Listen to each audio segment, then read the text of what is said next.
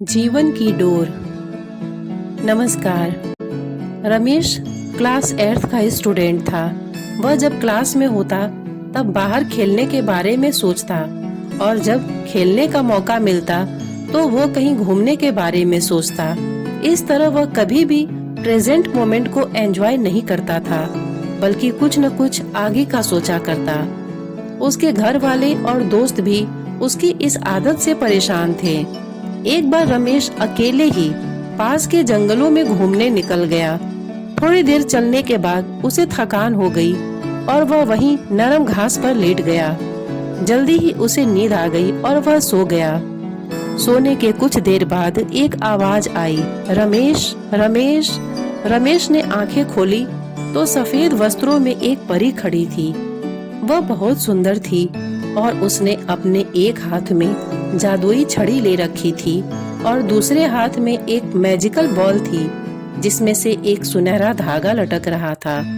रमेश परी को देखकर खुशी से झूम उठा और कुछ देर परी से बात करने के बाद बोला, आपके हाथ में जो छड़ी है उसे तो मैं जानता हूँ, पर आपने जो ये बॉल ली हुई है उससे ये सुनहरा धागा कैसा लटक रहा है?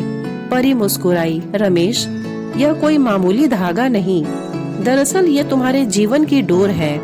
अगर तुम इसे हल्का सा खींचोगे तो तुम्हारे जीवन के कुछ घंटे कुछ सेकंड में बीत जाएंगे।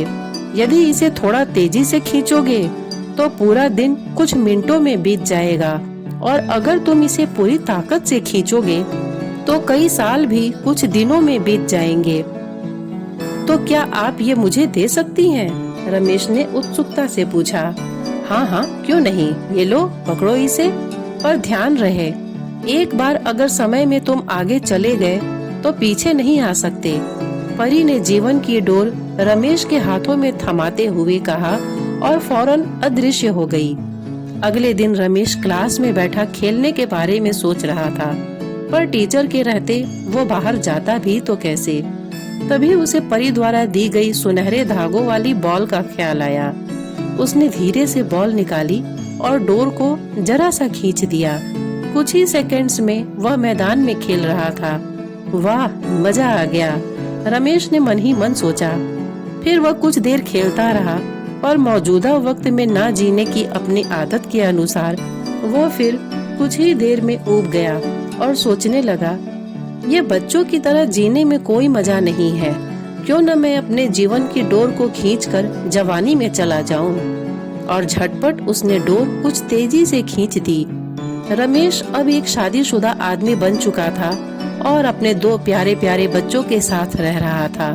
उसकी प्यारी माँ, जो उसे जान से भी ज्यादा चाहती थी, अब बूढ़ी हो चुकी थी, और पिता, जो उसे अपने कंधों पर बैठाकर घूमा करते थे, वृद्ध और बीमार हो चले थे।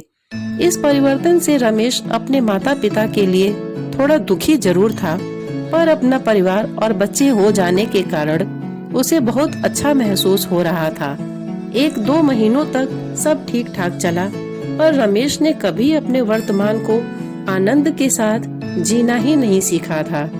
कुछ दिन बाद वह सोचने लगा, मेरे ऊपर परिवार की कितनी जिम्मेदारी आ गई है। बच्चों को संभालना इतना आसान भी नहीं, ऊपर से ऑफिस की टेंशन अलग है। माता पिता का स्वास्थ्य भी ठीक नहीं रहता। इससे अच्छा तो मैं रिटायर हो जाता और आराम की जिंदगी जीता। और यही सोचते सोचते उसने जीवन की डोर को पूरी ताकत से खींच दिया। कुछ ही दिनों में वह एक 80 साल का वृद्ध हो गया। अब सब कुछ बदल चुका था। उसके सारे बाल सफेद हो चुके थे, झुर्रियां लटक रही थी। उसके माता पिता कब के उसे छोड़कर जा चुके थे। यहाँ तक कि उसकी प्यारी पत्नी भी किसी बीमारी के कारण मर चुकी थी। वह घर में बिल्कुल अकेला था। बस कभी कभी दूसरे शहरों में बसे उसके बच्चे उससे बात कर लेते थे।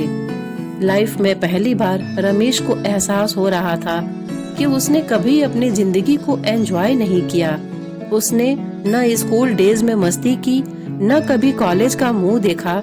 वह न कभी अपनी पत्नी के साथ कहीं घूमने गया और न ही अपने माता पिता के साथ अच्छे पल बिताए। यहाँ तक कि वो अपने प्यारे बच्चों का बचपन भी ठीक से नहीं देख पाया। आज रमेश बेहद दुखी था। अपना बीता हुआ कल देखकर वह समझ पा रहा था कि अपनी बेचैनी और व्याकुलता में उसने जीवन की कितनी सारी छोटी छोटी खुशियाँ यूं ही गंवा दी। आज उसे वो दिन याद आ रहा था जब परी ने उसे वो मैजिकल बॉल दी थी। एक बार फिर वह उठा और उसी जंगल में जाने लगा और बचपन में वह जिस जगह परी से मिला था वहीं मायूस बैठकर आंसू बहाने लगा। तभी किसी की आवाज आई, रमेश रमेश। रमेश ने पलट कर देखा तो एक बार फिर वही परी उसके सामने खड़ी थी। परी ने पूछा, क्या तुमने मेरा स्पेशल गिफ्ट एंजॉय किया? पहले तो वो मुझे अच्छा लगा, पर अब मुझे उस गिफ्ट से नफरत है, रमेश क्रोध में बोला। मेरी आंखों के सामने मेरा पूरा जीवन बीत गया और मुझे इसका आनंद लेने का मौका तक नहीं मिला। हाँ, अगर मैं अपनी जिंदगी नॉर्मल तरीके से जीता तो उसमें कुछ सुख के साथ दुख भी होते, पर मैजिकल बॉल के कारण मैं उनमें से किसी का भी अनुभव नहीं कर पाया। मैं आज अंदर से बिल्कुल खाली महसूस कर रहा हूँ। मैंने ईश्वर का दिया ये अनमोल जीवन बर्बाद कर दिया। रमेश निराश होते हुए बोला, ओहो, तुम तो मेरे तोहफे के शुक्रगुजार होने के बजाय उसकी बुराई कर रहे हो। खैर, मैं तुम्हें एक और गिफ्ट दे सकती हूँ, बताओ क्या चाहिए तुम्हें? परी ने पूछा। रमेश को यकीन नहीं हुआ कि उसे एक और वरदान मिल सकता है। वह खुशी से भावुक होते हुए बोला, मैं फिर से वही पहले वाला स्कूल बॉय बनना चाहता हूँ।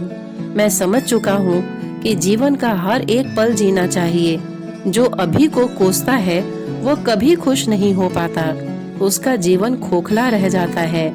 प्लीज प्लीज मुझे मेरे पुराने दिन लौटा दो, प्लीज प्लीज। तभी एक आवाज आती है, उठो बेटा, तुम यहाँ जंगलों में कैसे आ गए? और ये सपने में प्लीज प्लीज क्या बड़बड़ा रहे थे? रमेश आंखें खोलता है। अपनी माँ को आंखों के सामने देखकर वह कसकर उनसे लिपट जाता है और फूट फूट कर रोने लगता है। वह मन ही मन परी का शुक्रिया अदा करता है और कसम खाता है कि अब वो जीवन के अनमोल पलों को पूरी तरह से जिएगा और डे ड्रीमिंग और कल के बारे में सोचकर अपने आज को बर्बाद नहीं करेगा।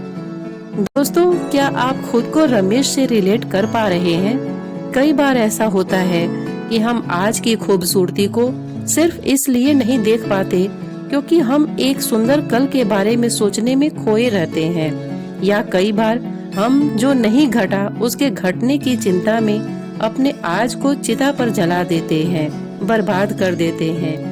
हमें ऐसा नहीं करना चाहिए। खुशियों के छोटे छोटे पलों को पूरी तरह जीना चाहिए। जीवन की डोर एक बार खिंच जाती है तो फिर लौट कर नहीं आती। किसी ने सच ही कहा है कि बीता हुआ कल कभी नहीं आएगा और आने वाला कल शायद कभी न आए। इसलिए आज ही अपनी जिंदगी जी लो, आज ही खुशियाँ मना लो। धन्यवाद।